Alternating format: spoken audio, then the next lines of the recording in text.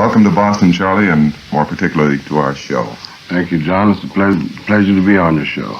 We thought that with an unusual guest, perhaps we'd try a few unusual things this evening, and so I've given you practically no indication of the sort of questions I'm going to ask you, or for that matter, of the type of music that I'm going to play for you. Although, of course, in discussing it briefly last night over at the Hi-Hat, where you're appearing, incidentally, through when? Through Sunday. Sunday night, and you have an afternoon session. Yes, it's an afternoon session. They're running from 4 till 8. Well, I'm sure that many of our listeners will want to drop in and catch you either tonight, tomorrow afternoon, or tomorrow evening at the Hi-Hat at Columbus and Massachusetts Avenue, because I know that they'll be in for a very good show. Well, as I started to say, in the brief talk we did have a chance to have last night, I did find out a few of the artists that Charlie Parker himself listens to, including some of the music of a different nature that may surprise some of our listeners. So, if you're game, I'm set to play something for you to get the ball rolling. You set to listen? All right, Johnny, go ahead. All right, let's try this.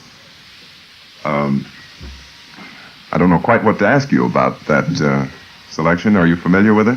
Yes, that's one of Bartok's works. I forget the name, but Bartok is my favorite, you know. Well, that was one of the things I picked up yesterday in the brief chance we had to get together. That in particular was just a very small fragment from one of my favorite works, incidentally, the concerto for... No, it's not a concerto. It's music for stringed instruments, percussion, and celesta. Yeah.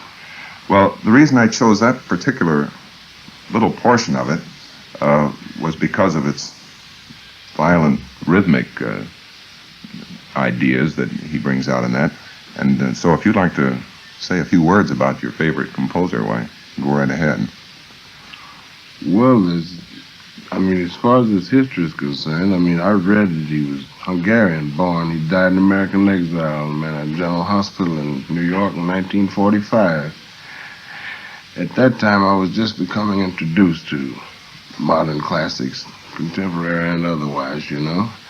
And to my misfortune, he was deceased before I had the pleasure to meet the man. But as far as I'm concerned, he is, beyond a doubt, one of the most finished and accomplished musicians that ever lived. Well, now, you made a very interesting point then when you said that you heard him in 1945. Yeah. Because this brings up a question that I'd like to ask you, and if some of these questions sound as though I wrote them out ahead of time, I did. At a certain point in our musical history, prior to 1945, as a matter of fact, you and a group of others evidently became dissatisfied with the stereotyped form into which music had settled. So you altered the rhythm, the melody, and the harmony rather violently, as a matter of fact. Now, how much of this change that you were responsible for do you feel was spontaneous experimentation with your own ideas, and how much was the adaptation of the ideas of your classical predecessors, for example, as in Bartok? Well, it was 100% spontaneous. 100%. Not a bit of the idiom in which music travels today, known as progressive music, was adapted or even inspired by the older composers, our predecessors.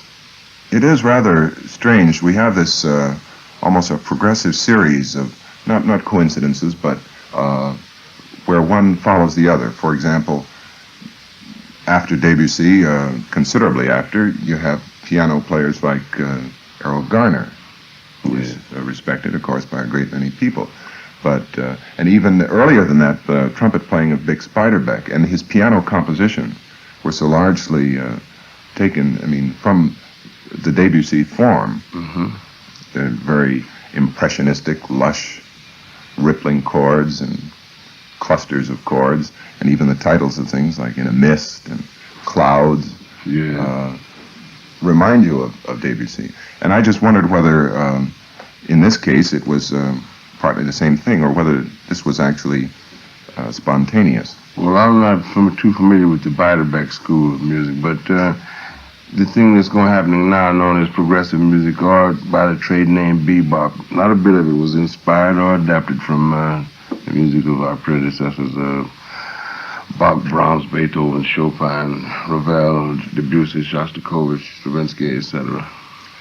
Then whom do you feel were the really important persons besides yourself who evidently were dissatisfied with music as it was and started to experiment? Well, let me make a correction here, please. It wasn't that we were dissatisfied with it. It was just that another conception came along, and this was just the way we thought it should go.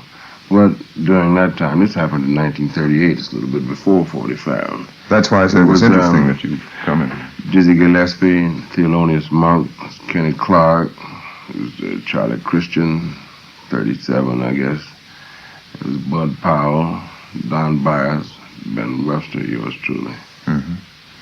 The storybook names, the ones that we read about in our musical history books of that time. Well, now, I know it's difficult to sort of categorize musicians and schools of music, but in thinking this over, I did sort of group what we hear today into about 7 different categories, and I'd like to ask you what you feel not only about the music, but about the future of each of these forms. For example, taking the earliest, just straight Dixieland. I mean, you do hear that today. Yeah. It's featured in a lot of clubs. Now, do the musicians who play it merely satisfy the demand of the college crowd or whoever it is that particularly wants to hear that, or do they honestly want to play that? Well, I'd rather say that they honestly want to play that. That's their conception, that's their idea, that's the way they think it should go. So they render, likewise. And how often and how long will they continue to play High Society and When the Saints Go Marching In? There's no time. There's no way in the world you can tell how long it'll go on, With roughly the same solos and... Yeah, roughly the same idea. Well, that's the skeleton. That's the way that music was set up, with certain, I guess you'd call them choruses, little ad-lib choruses that were remembered and handed down from person to person, and they just respect the solos of the older age, rather than the improvisation of spontaneous improvisation, that is. But as I can probably gather... Ad-lib, in other words. You have no interest in that subject at all. Well, I like Dixieland. I like good Dixieland. It's, but I just don't, I don't play because I most likely wouldn't make a good job at it anyway. I just think it should go another way. Sure. Now, what about the musicians who don't play bebop, as you refer to it, and who also have grown tired of the Dixieland cliches? I don't even know what to call their music, but I mean people like Vic Dickinson, Doc Cheatham, Rex Stewart, many fine musicians who are not particularly Dixieland addicts, but who play, well, I just don't know what to call it. Well, that came along during the swing era, say. For instance, Dixieland, I think, was introduced in 14 or 15. And then the swing era came in about 1928 and lasted until 1935, 36. I guess you'd put them to say, like, if you just had to categorize, you'd say that was swing era, Of course, there are a lot of them still around, and many of them, as Nat Hentoff has pointed out recently in Downbeat, are finding it pretty tough to work because people are, that is, the audiences are pretty violently split between Dixieland and cool music, and there seems to be no room for these middle-of-the-road swing musicians. Oh, I'd like to differ. I beg to differ. In fact, there's always room for musicians. There's no such thing as the middle of the road. It'll be one thing or the other, either good music or otherwise, Mm-hmm. And it doesn't make any difference which idiom it might be in, swing, bebop, as you want to call it, or Dixieland. If it's good, it'll be heard. Mm-hmm. What about the musicians who are in on the growth of bebop, but who quickly standardized a few cliches and now cater exclusively to the go crowd? Is that just a fad, or are we going to have that with us for some time?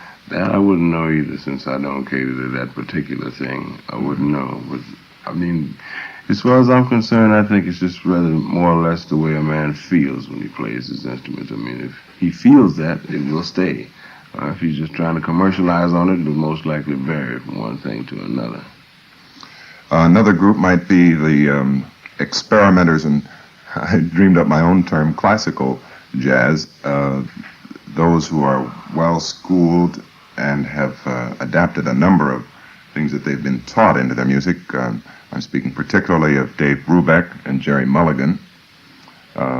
Jerry Mulligan, who was devoted almost entirely to a real contrapuntal music without even having a piano to lend any homophony to the things he plays. What do you feel about them? Well, the two men you mentioned being extremely good friends of mine, even if they weren't friends of mine, I'd find their music very, very interesting. Not only from an intellectual standpoint, it's very intelligent music and it's very well played. It's got a lot of feeling and it isn't missing anything. It's definitely music, 100%. Would you feel yourself fitting into a group like that if you, played with them? Oh, I imagine I could become acclimated. Yes, I would like something like that. Mm-hmm. Another group might be called the avant-garde, as primarily exemplified by Lenny Tristano. Mm-hmm. There we have what they try to do occasionally, complete collective improvisation with no theme, no chorus, no chord changes on which to work, just 6 men or whatever it may be, improvising together. Is that... It's always struck me as being extremely difficult to understand how it's possible in the first place. No. Those are, just like you said, mostly improvisations, and if you listen close enough, you can find the melody traveling along with any series of chord structures, And rather than to make the melody predominant in the style of music that Lenny and them present, it's more or less heard or felt. Well, I refer more particularly to, they made one record called Intuition, and I've heard them do it in concert, in which they start off with no key, no basic set of chord changes or anything.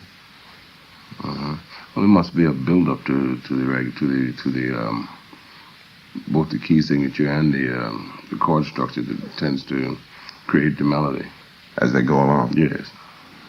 Then there is sort of a field apart, including, they're mostly individuals who stick out, like Duke Ellington, Ralph Burns writing for Woody Herman, and Stan Kenton, whom you expressed an interest in. Yes. I think before we go any further, I'd like to get your comments on a particular Stan Kenton record, if you'd like to listen to one now.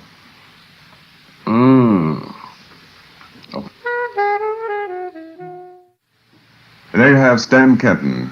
Oh, I guess that's rather obvious, but I'll turn to Charlie Parker for the rest of the, at least the featured soloist on that. Yeah, that was Lee Konitz.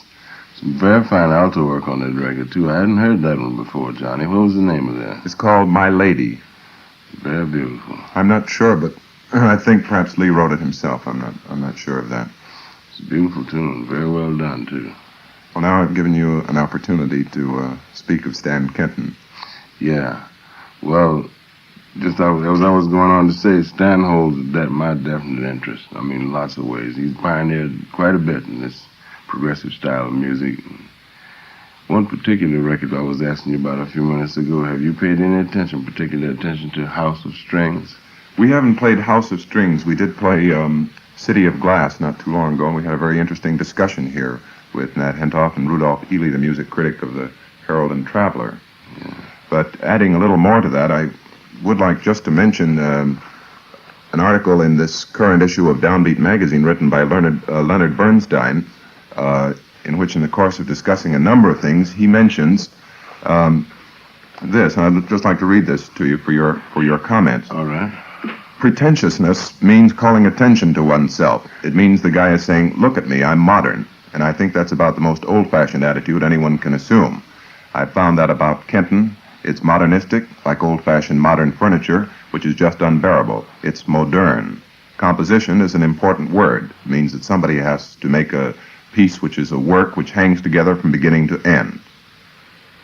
Now, I think in particular he's referring to things of that nature, House of Strings, City of Glass, which are completely scored with perhaps little opening for improvisation by any soloist. No, well, you had two factors moving there. You said Nat wrote that? No, this is written by Leonard Bernstein. Anyway, Leonard Bernstein, yeah. I can understand how he meant when he says the fellow would say, "Look at me, I'm modern." That's strictly from the publicity agent's mouth. Stan never has made such a statement. I know he hasn't. Most likely never will. But he's still done many things, many good things toward the pioneering of this music, introducing of strings, different instrumentations, different chord structures, and just pioneering in general. He's definitely an asset to the music. What do you feel about a longer piece of music which is completely scored, which doesn't leave any opening for improvisation? Is that still jazz? Or do you then take Depends it on out? how it's written. It could be, yes. I see. Well, what about your own group, the people you work with, the other musicians who started with you? I've noticed that, for example, you play Anthropology and 52nd Street Theme, perhaps, but they were written a long time ago. What is to take their place and be the basis for your future? That's hard to tell too, John. See, like your ideas change as you grow older. Most people fail to realize that most of the things that they hear either coming out of a man's horn, ad-lib, or else things that are written, say, original things. I mean, they're just experiences, the way he feels, the beauty of the weather, the nice look of a mountain, maybe a nice, fresh, cool breath of air. I mean, all those things, you can never tell what you'll be thinking tomorrow, but I definitely can say that music won't stop. It'll keep going forward. And you feel that you yourself change continuously? I do feel that way, yes. And in listening to your earlier recordings, you become dissatisfied with them? Do you feel that? Well, I still think the best record is yet to be made, if that's what you mean. That's about what I mean. And I understand that you have something new in the offing. Yes, we did it 2 weeks ago, Monday, with 12 voices, clarinet, flute, oboe, bassoon, French horn, and 3 rhythm. I have hopes that they might sound okay. Well, we'll be very, very much interested in hearing them when they do come out. In the concluding moments of our show, I would like to play something else that I'm reasonably sure you haven't heard, which might be considered a salute to you. We won't have time to hear it all, but I'm sure you'll be interested in at least hearing a bit of Stan Getz and his Parker 51.